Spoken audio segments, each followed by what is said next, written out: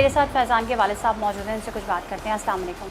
सबसे पहले तो इन्ना लिल्लाहि व इन्ना इलैहि राजिऊन, अल्लाह का माल था, अल्लाह ने वापस ले लिया, लेकिन जवान औलाद का गम जो है ना वो भुलाए नहीं भूलता। आप मुझे बताएंगे क्या हुआ, क्या था? कोई बात नहीं हुई थी। मेरा बेटे का नेट का ऑफिस है, वहाँ वो ऑफिस चला रहा था। और कितने सालों से ये काम कर रहे हैं? 3-3.5 साल सही हो है। गए। इन 3 सालों में कोई झगड़ा हुआ? कुछ भी नहीं। तो उस दिन क्या हुआ था? उस दिन ये हुआ था, ये ऑफिस से निकला तो 2 डकैत गाड़ी छीनना चाह रहे थे। ये और इसका दोस्त मौजूद थे, इसने 3-4 हवाई फायर करे। मतलब इनको शक हुआ था या वाकई इनसे स्नैचिंग कर रहे थे? अब ये तो उनका दोस्त ही बताएगा। बहरहाल वाक़या जो हमने सुना वो ये है कि इसने 3-4 फायर किए। जो ये कातिल है ना, इनका एक भाई वहाँ नशे में मौजूद था, उसने एतराज़ किया। मेरे बेटे ने बोला अगर तुम्हें एतराज़ है तुम 15 पे फ़ोन कर लो, पुलिस को बुला लो, मैं जवाब दे दूंगा। मेरे पास असले का लाइसेंस है, मेरी चीज़ छिनेगी तो मैं तो अपना दिफा करूंगा। बिल्कुल। लेकिन वो बदतमीजी पे उतर आया, फिर लोगों ने मामला रफा दफा करा दिया। वो घर गया, अपने 8-9 भाई थे, वो सारे टीटी 8-9 निकाल के लेके आ गए। इनके घर के सामने भी कोई फायर नहीं किया जो उनको एतराज़ होता? नहीं, इनके घर के सामने कुछ भी नहीं था। इनको समझाया नहीं जा सकता था कि भाई आपसे कोई फड्डा थोड़ी है या आपसे कोई लड़ाई ये थोड़ी? किसी की समझते ही नहीं थे, हर एक को मिल के मारते थे। पैसे का इनका तो इतना घुमंड है इनको कि इंसान को खातिर में ही नहीं लाते थे। अच्छा, ये आपकी भी रिश्तेदार हैं?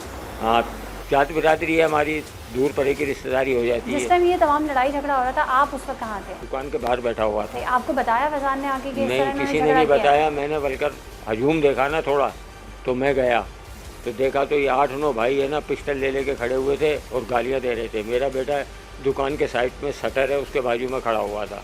मैंने मेरे बेटे से पूछा क्या हो गया? बोला ऐसे अब्बू डाकू आए थे, मैंने 2-3 फायर करे, ये मुझसे लड़ रहे हैं और गालियाँ दे रहे हैं। मैंने इनको 2-3 दफ़ा समझाया लेकिन ये बाज नहीं आए। 3 भाई आगे बढ़े, एक ने मुझे पता नहीं क्या चीज़ मारी है, मेरे फट गया, 3 टाँके लगे।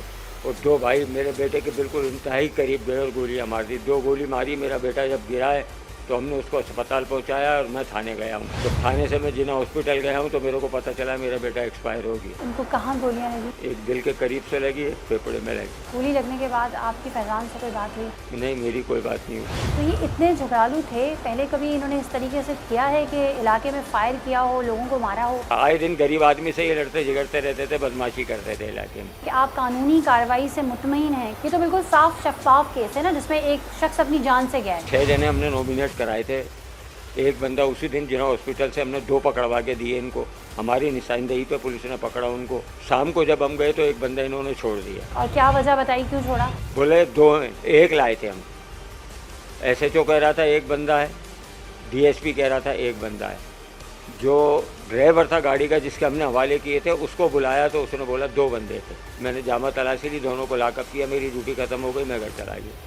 अब एक बंदा किधर गया? फिर हमने जब एहतजाज किया तो एक ASI है मुजम्मिल, उसको इन्होंने लॉकअप कर दिया और SHO साहब जो अमीन सोलंगी हैं उनको मुअत्तल कर दिया। एक बंदा इनका रह गया, बड़ा भाई जो नॉमिनेट था, उसका 12 दिन का रिमांड हुआ। रिमांड में कुछ बरामद नहीं हुआ, उसको जेल कस्टडी कर दी। फिर इन्होंने बेल ले ली थी, हैदराबाद ये मफरूर हो गए, उधर से आए, इन्होंने बेल ले ली थी। जब ये 23 तारीख को आए बेल पक्की कराने तो अदालत ने इनको कैंसिल कर दी बेल। लेकिन बरामद अभी कुछ नहीं हुआ है, ना आलाए कत्ल बरामद हुआ है। IO साहब ने रेड मारी इनके घर पे, 7-8 कैमरों का पूरा सिस्टम है इनके घर पे। लीडें खाली लटकी हुई थी, DVR गायब था। गायब कर दिया इन्होंने। ये अहम सबूत है कि इन्होंने दानिश के साथ जानवरों जैसा सलूक किया। अगर ये सच्चे हैं तो DVR क्यों निकाला? अब हम तो ये मुतालबा करते हैं कि DVR बरामद किया जाए और देखा जाए, सब कुछ पता चल जाएगा उसमें। दानिश से फैज़ान की दोस्ती कितने अर्से पहले की है? तो 15 साल हो गए। और दानिश कैसा लड़का है? बिल्कुल बेहतरीन लड़का है, कारोबारी। फैज़ान 3 बच्चों का बाप है और आपका इकलौता बेटा है। अब आप क्या चाहते हैं? सुबह 9 बजे का करोड़ गया हूँ, अभी आया हूँ 5 बजे। इंसाफ कहाँ मिलता है? कम से कम मुझे इंसाफ दे दो, मुझे कुछ नहीं चाहिए, इंसाफ तो दे दो। क्या सोचा होगा, ये उम्र है, इस उम्र में तो बच्चा अब कमाने लायक हो गया, मैं आराम करूँगा। अल्लाह की मर्जी है, मैंने तो अल्लाह पे छोड़ा हुआ बस। अच्छा, ये फुटेज है दानिश की, ये आप देखें। दानिश बहुत डरा हुआ है, लेकिन हम दानिश से रब्ता करने की कोशिश कर रहे हैं कि दानिश भी बताए कि उसके साथ क्या हुआ था।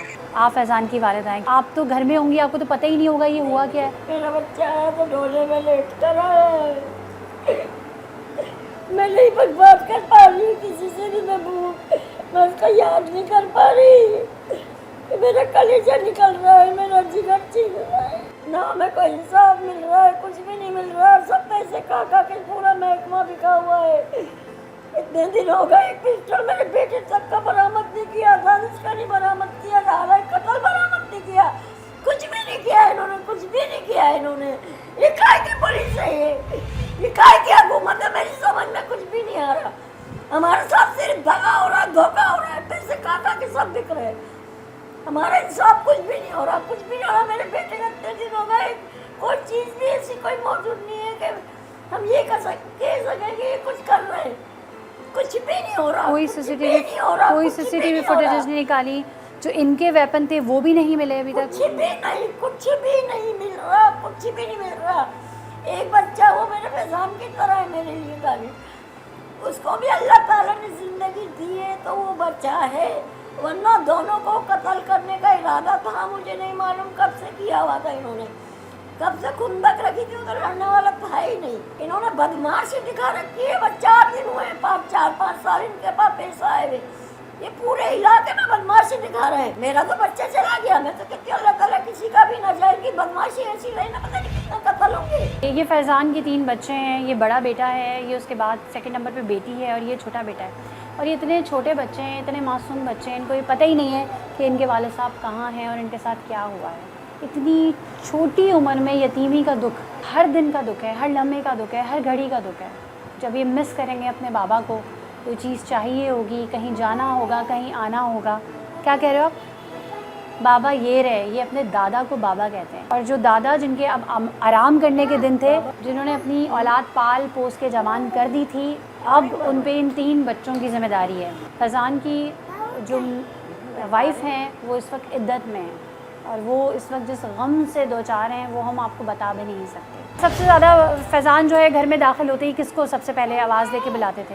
बेटी को बहुत प्यार करते थे। तो ये तो मिस करती होगी, पूछती होगी बाबा कहाँ है? सब चिड़चिड़े हुए हैं बच्चे सारे, कुछ समझ नहीं आ रहा, बच्चे बोल ही नहीं पा रहे कुछ। अपनी मम्मा से पूछते हैं बाबा कहाँ है। और उनकी जो बेवा है उनका क्या हाल है? बस सबका यही हाल हुआ हुआ है, सब हाल से बेहाल है। एक दूसरे से सब नजरें चढ़ा रहे हैं। क्या जवाब है? किसी के पास कोई सवाल ना कोई जवाब, बस अल्लाह के आसरे में बैठे हुए हैं। मेरा एक ही बेटा था, हमारे पास पैगाम आ रहे हैं कंप्रोमाइज़ कर लो। मेरे बेटे का खून क्या बिका उठा। कॉम्प्रोमाइज़ कैसे कर लो?